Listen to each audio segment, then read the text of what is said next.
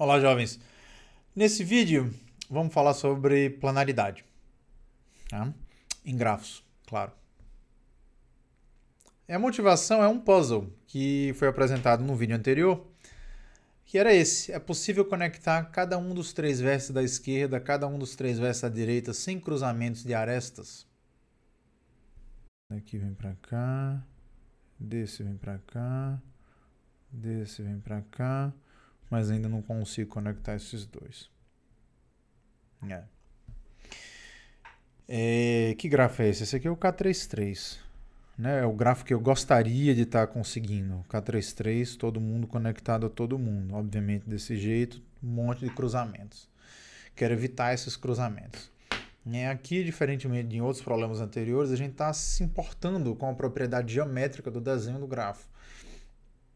Em geral, quando o grafo está apenas sendo utilizado para representar uma estrutura abstrata, a gente não se incomoda muito com isso, mas a gente pode ter situações onde essa estrutura abstrata que a gente quer representar, ela de fato precisa ser plausível de existir no mundo bidimensional.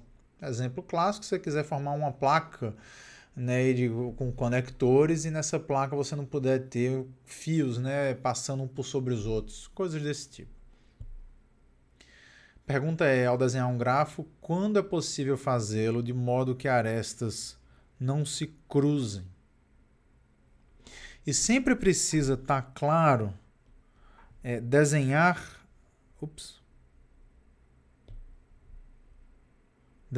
onde, né? Desenhar o grafo, mas desenhar onde? Porque aqui eu estou tentando desenhar no plano, né, onde vocês estão vendo. Eu podia estar tentando desenhar esse grafo em outra superfície. E aqui eu vou deixar o desafio em que você desenha, resolve esse problema de conectar todos os vértices a todos sem cruzamentos, só que você vai desenhar o grafo numa rosquinha, tá? Ou num pneu, ou na palavra matemática oficial, numa rosquinha, num toro. Tá? Então aqui, qual que é a ideia? Imagine que você tem... Vou tentar desenhar aqui o que seria uma rosquinha. Como que em geral a gente faz assim? Pronto. Né? E aqui dentro você tem o K33. 1, 2, 3. 1, 2, 3. E agora você vai começar o seu problema de fazer suas conexões aqui. Só que a parte boa é que você agora pode dar umas voltas. Você tanto pode dar uma volta para trás, como você pode dar uma volta por dentro da rosquinha, pelo outro lado da rosquinha. Então tente olhar para essa situação e desenhar o K33 sem cruzamentos. E aí você vai ver que, na verdade, toda vez que a gente quer resolver esse problema de desenhar um grafo numa superfície, a gente precisa especificar qual que é essa superfície. Outra coisa boa é você se convencer de que entre o plano ou uma esfera, né, uma bola, não faz diferença. Você não ganha nada. A esfera não te dá um caminho novo. Mas no plano ou na esfera você não consegue desenhar o K33, a gente vai entender um pouquinho por quê. No toro você vai descobrir que você pode desenhar o K33. Quais são gráficos que a gente consegue desenhar num plano ou numa esfera? No plano. Caminhos. Caminhos é óbvio que a gente consegue. Tá desenhado aí qualquer caminho com qualquer número de vértices, você só precisa de um papel grande, se forem muitos vértices você vai conseguir desenhar todo mundo. Árvores. Também conseguimos. É óbvio isso? Intuitivamente parece bem óbvio. Mas como que você demonstra isso? Claro que aqui a gente vai evitar muita formalização do que é que significa matematicamente desenhar um grafo. A gente certamente não quer utilizar coordenadas cartesianas para dizer onde é que os vértices estão. Mas tente fazer essa demonstração por indução. A ideia aqui é mais ou menos parecida com as outras demonstrações por indução em árvore. Pega uma folha, remove, desenha, coloca ela de volta, por que você consegue colocar ela de volta, por que tem espaço, etc. Tente dar uma intuição. Ciclos a gente consegue também. Ciclos são gráficos que a gente consegue desenhar todos eles no plano. E gráficos completos? K1, beleza. K2, K3, o K4 aqui tem um cruzamento. Bem, este desenho tem um cruzamento. Não significa dizer que todos os desenhos do K4 vão ter um cruzamento. Eu poderia ter desenhado o K4 com todo mundo conectado a todo mundo e nenhum cruzamento de arestas. E se você falar, mas aresta curva, não gosto de aresta curva, não tem problema. Podemos fazer também com a aresta retinha, sem nenhum problema. Note que isso que está aqui é o K4. Todo mundo é vizinho de todo mundo. E o K5? Será que eu consigo, de alguma forma, utilizando arestas curvas ou colocando esses vértices em outro lado, colocar o K5 aqui? Todo mundo conectado a todo mundo? Aqui eu já vi que não vai dar, né? Vai ficar faltando entre esse vértice e esse.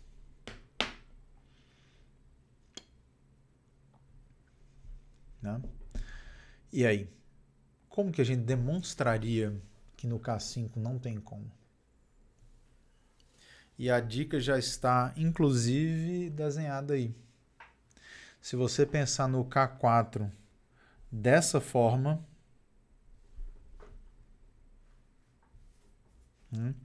você já vai ver que aqui não tem onde colocar um quinto vértice. Se você coloca ele do lado de fora, não tem como chegar nesse sem um cruzamento. E se você coloca ele aqui dentro, não tem como chegar em pelo menos um outro sem cruzamento. Tá? Mas vamos tentar escrever isso de maneira ainda mais formal. No K5, você tem pelo menos um triângulo, que é o 1, 2, 3. Isso aqui é obrigatório. E um triângulo forma um ciclo. E aqui a gente usa essa ideia de que um ciclo vai separar o plano em duas partes. Eu tenho a parte de dentro e a parte de fora. Né? Então aqui não importa como você faça, tem que ter um triângulo, ele tem que ter essa separação do que está dentro e o que está fora. E uma vez que você tem essa separação, você se pergunta onde fica o 4 e onde fica o 5. Né? Porque se fica o 4 dentro e o 5 fora, a aresta entre eles vai ter que cruzar alguma aresta do triângulo. Isso não pode. Então, os dois têm que ficar dentro. Então, aqui eu tenho o 4 e o 5. E o ponto aqui agora é que essa configuração obriga a existência de um cruzamento, porque na hora que você conectar o 5 com o 1 com o 2, eu vou ter um novo triângulo, que é o 1, 5, 2, e o 4 ficou de um lado e o 3 ficou do outro. E se esse 4 tivesse desenhado do outro lado, aí o 5 que teria ficado excluído também num triângulo contendo um 4. Você pode analisar as possibilidades e se convencer que, de fato, por mais que você tente, não tem como desenhar o K5 sem você fazer um cruzamento no plano. Novamente, como um bom exercício, tente fazer o K5 no toro, na rosquinha. Também tem, aí vai funcionar. Grafos bipartido completo. O K22 é possível. O K23 é possível, está desenhado aí. O K33, como já sugeria o puzzle lá no primeiro slide, não é possível. E aí eu vou novamente deixar como exercício, mas vai ser uma ideia parecida com essa do K5. Ache um ciclo. No caso do K33, claro, não tem triângulo, já que ele é bipartido. Ele só tem ciclos pares. Ache lá um ciclo de tamanho 4. Né, qualquer, arbitrário, dentro do K33, né, vai para um lado, vai para o outro, vai para um lado e volta para onde você começou, e se pergunte onde estão os outros dois vértices, se é dentro, se é fora, e ache uma contradição. Tente fazer esse argumento também. Ao desenhar um grafo planar, a gente vai chamar de face cada região do plano que esteja separada das demais por arestas. Então, por exemplo, aqui eu desenhei o C5, que é um grafo planar, e eu tenho duas faces, a face de dentro e a face de fora. Aqui eu desenhei um grafo que eu tenho 4 faces. Essa face está separada das demais por arestas. Essa está separada das demais por arestas. Essa está separada das demais por arestas. E essa toda, a face de fora, é uma face só. Está separada das demais por arestas. Note que essas arestinhas aí que eu coloquei nesse pedaço que parece uma árvore não está separando nada. Né? Então essa face aqui, esse pedaço é o mesmo pedaço desse. Eu posso caminhar de um para o outro sem cruzar nenhuma aresta ou vértice. Tá? Então isso aqui nesse grafo aqui eu tenho 4 faces. Né? Então face é essa estrutura que a gente identifica num grafo desenhado num plano. Tá? E obviamente a motivação do uso da palavra face vem daqueles poliedros, que a gente vai falar próximos slides sobre eles. A pergunta que a gente gostaria de responder é: existe alguma relação entre o número de vértices, o número de arestas e o número de faces de um grafo planar?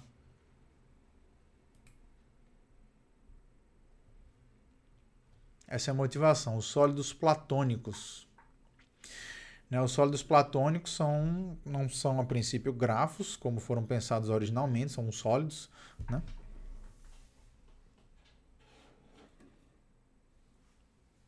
Existem 5 sólidos platônicos. Né? O octaedro, o hexaedro, ou cubo, né? Tem 6 faces. O tetraedro, com suas 4 faces. O dodecaedro com 12 faces, o icosaedro com 20 faces. E aqui a pergunta é: o que esses grafos têm a ver com, o que esses sólidos têm a ver com grafos, né? E o que tem a ver se vocês podem estar se lembrando agora que em algum momento vocês já ouviram falar dessa relação entre o número de arestas, vértices e faces disso daqui. Esse daqui, por exemplo, tem 8 vértices, aqui 4 em cada lado, 12 arestas e 6 faces. Esse aqui tem 4 vértices, 4 faces e 6 arestas. E o que esses números têm a ver? Eles sempre satisfazem a mesma relação. Né? E o que isso aqui tem a ver com grafos, ou com grafos planares? Tem a ver que você pode imaginar que cada um desses sólidos é um grafo. Você pode escolher uma face para meio que abrir ela. Né? Imagina que você está, você quer desenhar, representar isso aqui. Né? Os vértices vão ser de fato os vértices, as arestas. Você vai desenhar isso aqui no plano. Então você escolhe uma face e meio que abre ela. Então aqui imagina que eu estou desenhando esses 4 vértices aqui no meio. E essa facezinha de fora aqui, eu meio que abro ela colocando pelo avesso assim, né? E aí eu consigo desenhar uma representação no plano do hexaedro. E eu consigo fazer isso para todos eles. Né? E isso aqui tem a ver com a ideia também que desenhar na esfera é a mesma coisa que desenhar no plano. Você pode imaginar que cada um desses sólidos tem uma esfera aqui dentro, né? E eles foram desenhados na esfera fazendo uma pequena deformaçãozinha. E aí depois você pega lá uma face, abre ela e você desenha no plano. Todos eles, esses 5 sólidos são desenhados aqui no plano. Tá?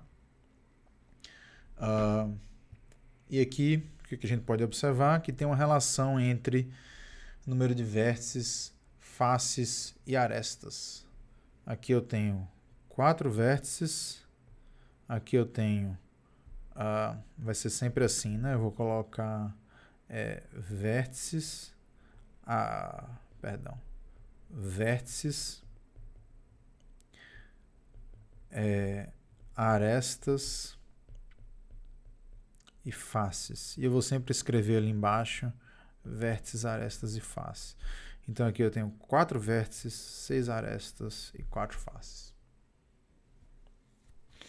Aqui na representação do octaedro, eu vou ter 6 vértices, eu tenho 8 faces e eu vou ter 1, 2, 3, 4, 5, 6, 7, 8, 12 arestas.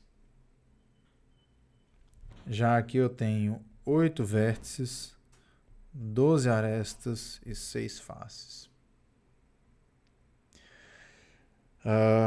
E aqui nesse? Vértices 1, 2, 3, 4, 5, 6, 7, 8, 9, 10, 11, 12, 13, 14, 15, 16, 17, 19, 20. São 20 vértices. Dodecaedro são 12 faces. E a quantidade de arestas aqui eu já vou dizer que é 30. E aqui é o contrário. São 12 vértices, 20 faces e também são 30 arestas. E o que a gente nota olhando para esses números é que se você somar o primeiro e o último, é exatamente igual ao do meio mais 2. Então a fórmula n menos m mais f igual a 2 se aplica em geral nesses 5 sólidos platônicos, mas se aplica também a qualquer grafo planar. Por exemplo, nesse grafo, eu tenho quantos vértices? 1, 2, 3, 4, 5, 6, 7, 8, 9, 10, 11, 12, 13, 14, 15, 16. 16 vértices. Eu já sei que eu tenho 4 faces que já estão contadas aqui. E arestas eu tenho 1, 2, 3, 4, 5, 6, 7, 8, 9, 10, 11, 12, 13, 14, 15, 16, 17, 18. E o primeiro mais o último é o do meio mais 2. Então, o teorema é que seja um grafo planar e conexo, desenhado no plano. Então, o número de vértices menos o número de arestas mais o número de faces é igual a 2. E a demonstração é fácil. A demonstração é por indução do número de arestas. Tem uns casos básicos a serem verificados. Você pode verificar se o grafo só tem uma aresta, 2 arestas, 3 arestas. Mas aí, em geral, o que você faz é pega um grafo planar, conexo, desenhado no plano, remova uma aresta. O que acontece quando você remove uma aresta? Em duas coisas podem acontecer.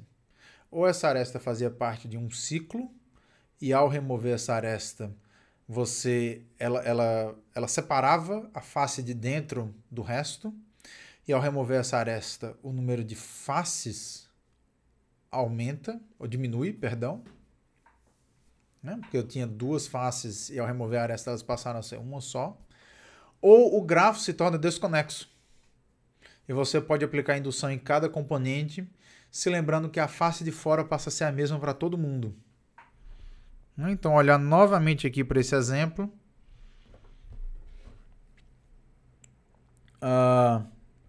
Deixa eu apagar esse contador aqui. E o ponto aqui agora é... A gente vai escolher uma aresta aqui qualquer e vai removê-la. E a gente vai ter duas possibilidades. Por exemplo, se eu remover essa aresta, o número de arestas diminui em 1, o número de faces diminui em 1, então aquela igualdade que é n menos m mais f igual a 2 permanece, porque esse número diminui 1, esse número diminui 1, só que um deles eu estava subtraindo, o outro eu estava somando, eles se cancelam, está tudo certo. Né, quando eu readicionar, né, eu aplico indução, eu sei que a igualdade é verdadeira, quando eu readiciono a minha aresta e minha face, o número de face aumenta, o número de aresta aumenta, um cancela com o outro, está tudo certo. Bom, a outra possibilidade é você, na verdade, ter escolhido essa aresta para remover. Nesse caso, o grafo se torna desconexo. E eu posso aplicar indução em cada parte. Então, eu sei que essa igualdade é satisfeita aqui, ela é satisfeita aqui. O número de vértices e o número de faces eu posso somar dos dois lados, exceto que a face de fora vai ser somada 2 vezes, então eu tenho que subtrair ela. Mas quando eu readicionar a minha aresta, isso compensa e está tudo certo. Então essa é a demonstração por indução, tá? da fórmula de Euler. Eu acho que eu vou deixar como exercício, talvez. Ela separa 2 faces. Essa é a pergunta número 1. Pergunta número 2. Separa o grafo em 2 componentes. Tá? Então a pergunta é essa, tente escrever essa demonstração com cuidado. Novamente ela vai estar à disposição nos materiais que estão referenciados aí, beleza? Corolário, conclusão, uma consequência, mostre que se G é um grafo planar, então o número de arestas é no máximo 3 vezes o número de vértices menos 6. Isso aqui é bem interessante. A maneira como você mostra isso é pensando em cada face quantas arestas você tem. E a ideia aqui é que, salvo alguns casos iniciais muito simples, cada face tem pelo menos 3 arestas. Então você sabe que o número de arestas e, obviamente, quando você conta por face cada aresta, às vezes você vai contar uma aresta 2 vezes, mas no máximo 2 vezes. Uma aresta só pode pertencer a no máximo 2 faces. Às vezes ela pertence a uma só. No caso de uma árvore, por exemplo, essa aresta está em uma face apenas. É a mesma face dos dois lados. Mas se eu fechar o ciclo, essa aresta vai estar na face de dentro e na face de fora. Significa dizer que se você multiplica, para cada face a quantidade de arestas e para cada aresta a quantidade de faces, você encontra uma desigualdade. Você sabe que 2 vezes o número de arestas vai estar contando mais do que se você fizesse cada face vezes o mínimo número de arestas que ela precisa ter. Então, em geral, você tem que 2m é maior ou igual do que 3 vezes o número de faces. E aí você também sabe que n menos m mais f é igual a 2. E aqui você já consegue meio que reorganizar isso para lá para cá e chegar nessa conclusão. Beleza? Então tente se convencer bem desse fato, tente fazer a manipulação usando de baixo para chegar nessa conclusão e veja que isso daqui já permite você concluir imediatamente que o K5 não é um grafo planar. Porque o K5 tem 10 arestas e tem 5 vértices. E se você fizer 3 vezes 5 menos 6, dá menor do que 10. E o K33? O K33 tem 6 vértices e tem 9 arestas. E se você fizer 3 vezes 6, 18, menos 6, 12, deu tudo certo. Então essa conclusão aí, essa consequência, ela serve para mostrar que o K5 não é planar, mas ela não diz nada sobre o K33. Porque não é necessário o suficiente. Não é que todo grafo em que isso aqui é satisfeito é um grafo planar. São os grafos planares que satisfazem isso. Mas você também consegue, utilizando um argumento mais ou menos parecido, mostrar que o K33 não é planar. A única coisa que você tem que se dar conta é que, como é um grafo bipartido, cada face vai ter pelo menos 4 arestas. E aí você consegue reorganizar essas contas, achar uma desigualdade mais ou menos análoga a essa, que aí vai permitir você concluir que o K33 não é planar. Beleza? Então pense um pouquinho sobre isso. Esse exercício também é um exercício famoso e ele também vai estar à disposição aí nos materiais. Um teorema muito famoso em teoria dos grafos, aí do primeira metade do século XX, o teorema de Kuratowski. Ele fala que um grafo G se ele tem o K5 ou o K33, ele não pode ser planar. Novamente, porque quando você desenha um grafo todo, você desenha cada pedacinho. Tá? E o que Kuratowski mostrou é que se o grafo não é planar, então de alguma forma existe escondido ali dentro algo que tem uma estrutura mais ou menos do K5 ou do K33. Eu não vou entrar em detalhes, porque não é exatamente uma cópia, tá? Mas é mais ou menos uma estrutura. Se você parar para pensar na sua tentativa de desenhar o K5, por exemplo, no plano, você não conseguiu, mas se o grafo, ao invés de ser o K5, tivesse sido um grafo que tinha uns vértices aqui de grau 2 aqui no meio, isso não teria te ajudado em nada, porque eu não poderia usá-los para aumentar meus caminhos, Então assim, você ainda... E aqui esse grafo não vai ter nenhum K5 aqui dentro. Mas ele vai parecer com um K5, mais ou menos. Então, o que Kuratowski mostrou, ele, obviamente isso aqui tem um enunciado formal, é que se um grafo não é planar, então é porque de alguma forma, escondido ali dentro, ou é o K5 ou é o K33 que está impedindo o grafo de ser planar. Tá? Isso aqui é um teorema que, em geral, todo curso de teoria dos grafos vai fazer a demonstração dele em algum momento. É um teorema bem legal, mas que não cabe aqui nesses vídeos nossos Matemática Discreta. Como um último comentário aqui, eu deixei como desafio vocês desenharem o K5 ou o K33 na rosquinha. Eu vou só apresentar aqui um modelo de rosquinha em que você não precisa ficar fazendo um desenho tridimensional.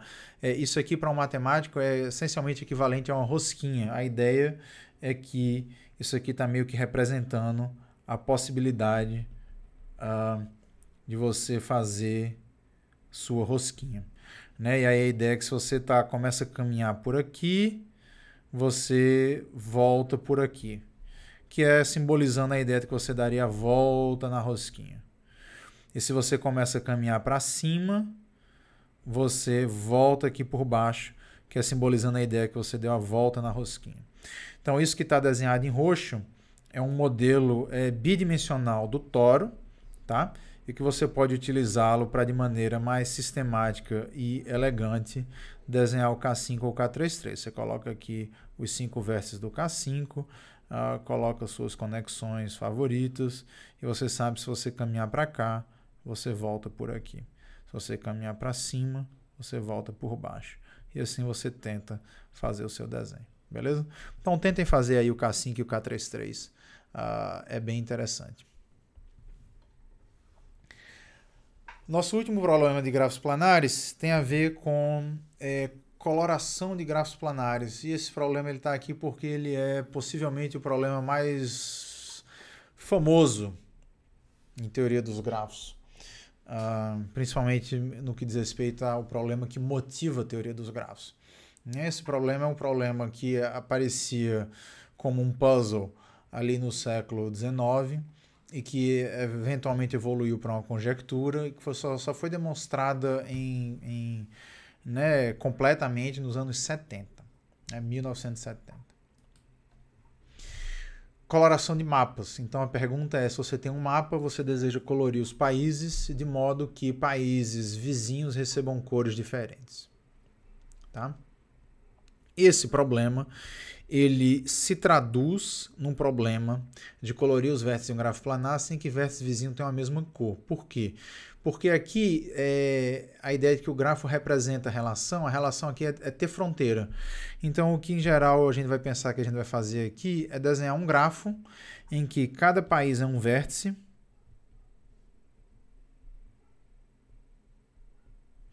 e a gente coloca uma aresta se os países são vizinhos.